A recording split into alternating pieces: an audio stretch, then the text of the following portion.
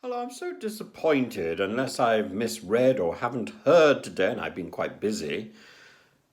Neither Liz Truss nor Rishi Sunak have said anything about the haemophilia crisis, have said anything about encouraging Boris to go ahead and start paying people who were unfairly poisoned with infected blood nearly 40 years ago.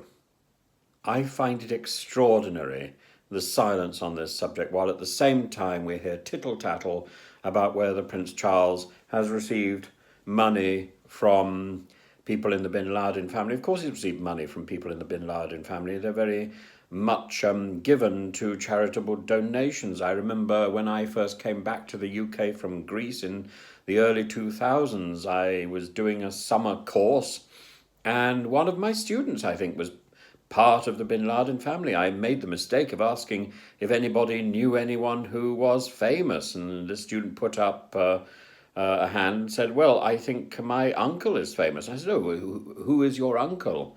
And the student said, Osama bin Laden. I think probably the word famous was perhaps not the best word for the student's uncle. I think probably the best word would be notorious, but it was made very clear that the whole family had distanced themselves from bin Laden long before 9/11. And the family was committed to building bridges and other charitable projects even then and more so now.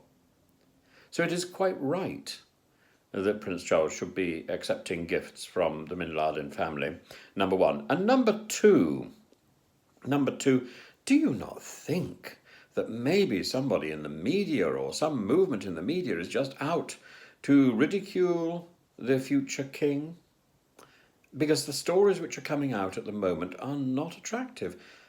Have we not done enough with the iconoclasm of the last few months?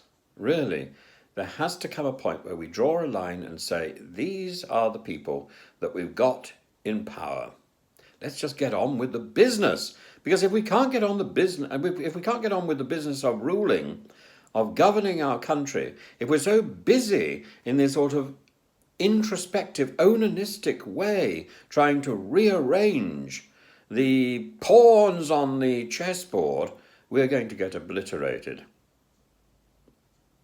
We need to look beyond our own silly affairs, because the world is becoming a dangerous place, and we're immersed in tittle-tattle.